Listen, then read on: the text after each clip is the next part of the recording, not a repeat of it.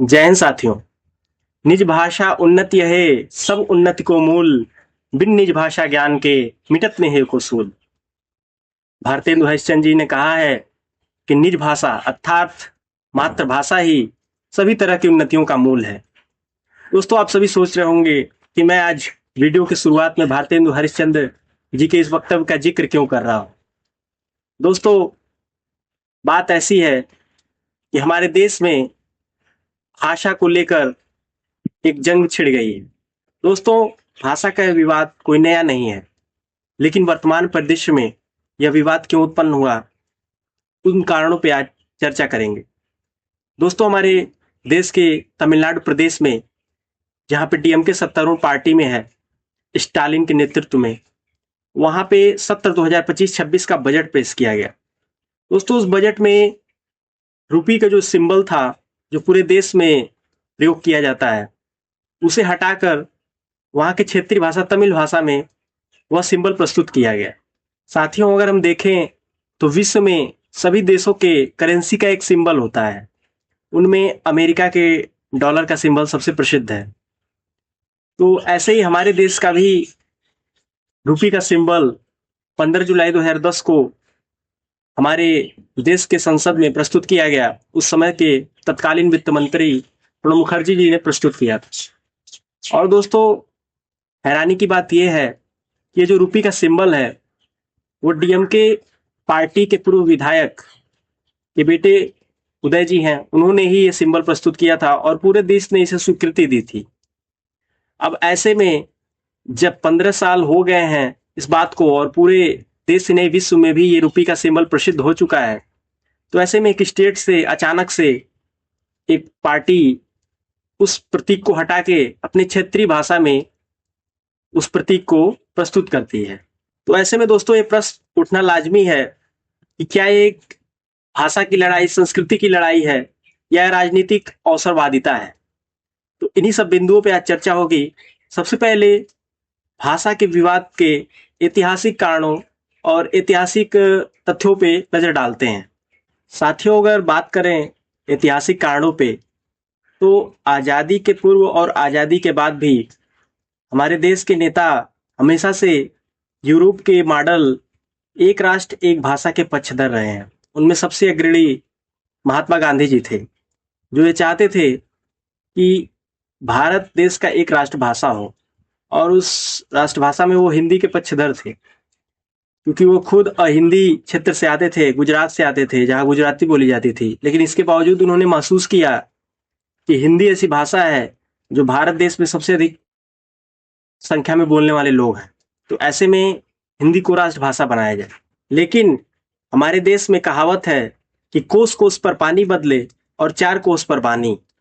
तो उस समय भी जब आज़ादी के बाद हिंदी को राष्ट्रभाषा बनाने का मत प्रस्तुत किया गया, तो अन्य क्षेत्रीय जगहों से विरोध होना लाजमी था, क्योंकि साथियों, उनका ये मत था कि अगर हिंदी को राष्ट्रभाषा बनाया जाता है तो वहाँ की क्षेत्रीय भाषाओं का क्या होगा, क्या वे राष्ट्र की भाषाएं नहीं होंगी।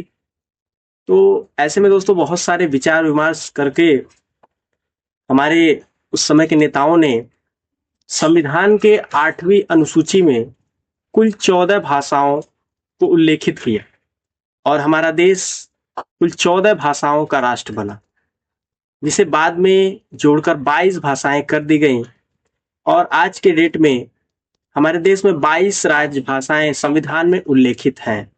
फिर दोस्तों, सन 1968 में भारत की बहुभाषिक स्थिति और राष्ट्रीय एकीकरण को संतुलित करने के लिए त्रिसूत्री फार्मूले को प्रस्तुत किया गया, जिसमें 3 सूत्र ये थे कि पहली भाषा वो सीखेंगे जो वहाँ की क्षेत्रीय भाषा होगी, और दूसरी भाषा, राष्ट्रभाषा जो सबसे अधिक बोली जाती है, वो हिंदी को रखा गया, और तीसरी भाषा जो वैश्विक भाषा है, अंग्रेजी, इसे रखा गया। तो उस समय सभी स्टेट ने इसे एक्सेप्ट किया, क्योंकि इसमें कोई भाषा को थोपने का जिक्र नहीं था। लेकिन दोस्तों, तमिलनाडु एक ऐसा प्रदेश था जिसने 2 सूत्री भाषा को हमेशा से लागू किया, सूत्री भाषा कभी एक्सेप्ट नहीं किया, और उनका एक रीजनल भाषा तमिल और इंग्लिश, यही दो भाषाएं आज भी वहां पे हैं, और पूरे देश में त्रिभाषा सूत्र को एक्सेप्ट किया गया। साथियों, अब ऐतिहासिक कारणों के बाद वर्तमान परिदृश्य पर अगर नजर डालें तो हमारे देश की वित्त मंत्री निर्मला सीतारमण जी ने ट्विटर पर यह पोस्ट किया है कि तमिलनाडु सरकार का यह कदम भारत की अस्मिता, एकता और अखंडता के लिए खतरनाक है। और वहां के बीजेपी के प्रेसिडेंट के अन्नामलई ने भी ये कहा है कि यह एक स्टूपिड कदम है। क्योंकि दोस्तों, अगर बात करें भारत देश की, तो यहाँ पे हर राज्य में अलग अलग भाषाएं हैं। ऐसे में कल को कर्नाटक भी कह सकता है कि हम अपने बजट में रुपए का सिंबल अपनी क्षेत्रीय भाषा में प्रस्तुत करेंगे। और दोस्तों, यह विवाद सिर्फ रुपए के सिंबल तक ही नहीं रुकेगा। ऐसे में तो हर राज्य अपने अपने भाषा में राष्ट्रगान भी प्रस्तुत करने लगेगा। तो विवाद कहीं न कहीं देश की एकता को भी खंडित करता है, और यह कहीं से भी संस्कृति को थोपता नहीं है।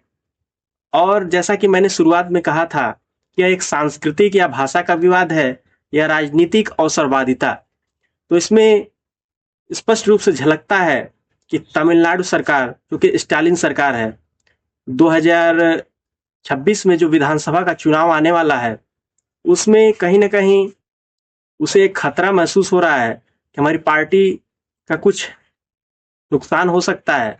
तो ऐसे में उन्होंने भाषा के विवाद को फिर से छेड़ने की कोशिश की है, ताकि उन्हें राजनीतिक अवसर प्राप्त हो और वहाँ के लोकल इश्यूज पे जनता का ध्यान ना जाए।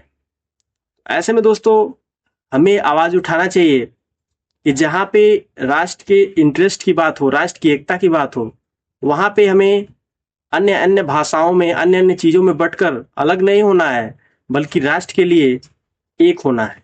अतः साथियों, मुझे उम्मीद है कि आप इस मुद्दे को अच्छे से समझ पाए होंगे, और आपका क्या मत है इस टॉपिक को लेके, अपना मत कमेंट बॉक्स में जरूर दें और बताएं कि और किन किन मुद्दों पे आप मुझसे वीडियो चाहते हैं। साथियों, आज का हमारा विचार है कि धीरे धीरे रे मना, धीरे सब कुछ होए, माली सींचे 100 घड़ा, ऋतु आए फल होए। अर्थात कोई भी कार्य समय से पूर्व नहीं होती है। जिस प्रकार माली कितना भी सींच ले किसी भी पेड़ पौधे फूल को, लेकिन वो फूल या फल तभी होगा जब उसका समय आएगा, जब उसकी ऋतु आएगी।